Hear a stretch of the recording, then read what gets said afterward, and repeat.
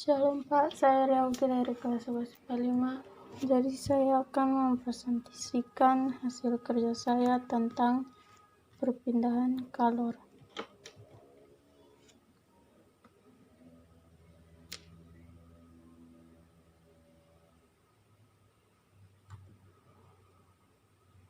Jadi kalor dapat berpindah melalui 3 cara. Yang pertama konduksi atau hantaran, yang kedua konveksi atau aliran, dan yang ketiga radiasi atau pancaran.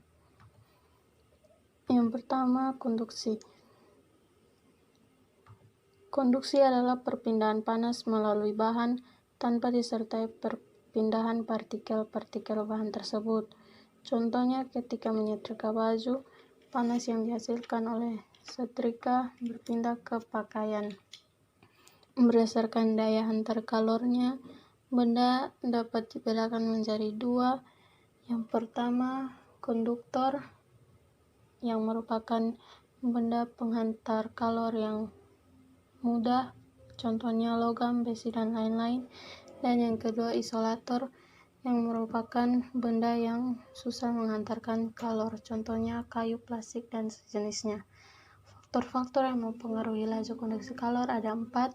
Yang pertama, beda suhu antara kedua permukaan. Jadi semakin besar beda suhu, maka makin cepat perpindahan kalor. Yang kedua, jarak antara kedua permukaan. Makin jauh jarak antara kedua permukaan, perpindahan kalor akan semakin lambat. Yang ketiga, luas permukaan.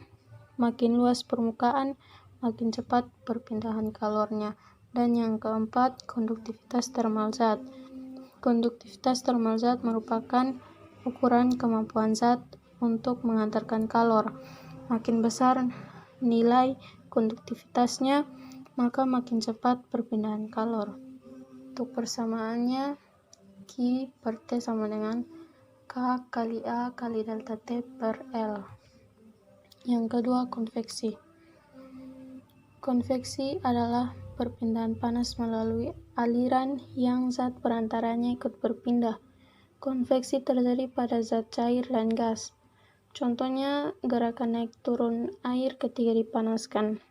Ketika air dipanaskan, partikel yang telah panas bergerak ke atas karena berat jenisnya mengecil, sedangkan air yang masih dingin turun menempati tempat yang ditinggalkan air yang sudah panas tadi.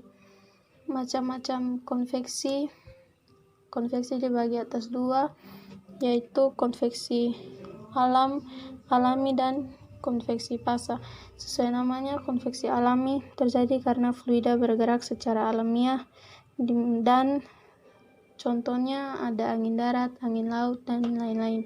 Sedangkan konveksi fasa terjadi karena fluidanya bergerak, bukan karena faktor ilmiah. Contohnya AC dan sebagainya. Faktor-faktor yang mempengaruhi laju konveksi kalor ada 3. Yang pertama, luas permukaan benda. Semakin luas permukaan benda yang bersentuhan dengan fluida, maka semakin cepat kalor berpindah. Yang kedua, perbedaan suhu. Semakin besar beda suhu benda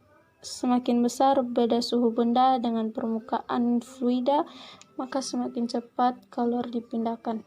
Dan yang ketiga, koefisien konveksi, yang bergantung pada bentuk, kedudukan permukaan, dan bisa diperoleh dengan percobaan.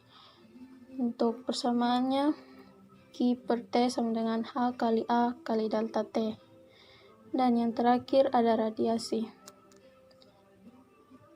Radiasi adalah perpindahan kalor tanpa melalui zat perantara. Radiasi hanya dapat terjadi pada gas dan ruang hampa udara. Contohnya, perpindahan panas matahari ke bumi yang melalui ruang hampa udara. Sebagai catatan, permukaan hitam sempurna sebagai pemancar dan penyerap kalor yang baik karena memiliki nilai emisivitas sama dengan 1, yang artinya benda hitam menyerap semua energi yang diterima dan tidak ada energi yang keluar. Sedangkan yang kedua, permukaan putih mengkilap sebagai pemancar dan penyerap kalor radiasi yang buruk. dan memiliki nilai emisivitas lebih besar dari 0 tetapi lebih kecil dari 1, yang artinya benda putih memantulkan seluruh energi radiasi.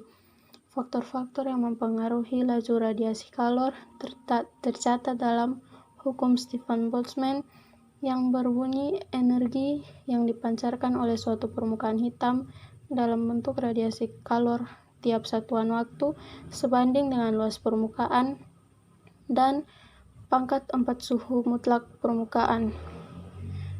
Dari bunyi hukum tersebut dapat didapatkan persamaan Q per T sama dengan koefisien Stefan Boltzmann kali A kali T pangkat 4. Tapi karena tidak semua benda dianggap hitam sempurna, sehingga koefisiennya bernilai 5,67 kali 10 pangkat minus 8 Wm pangkat minus 2 K pangkat minus 4. Sekian dan terima kasih.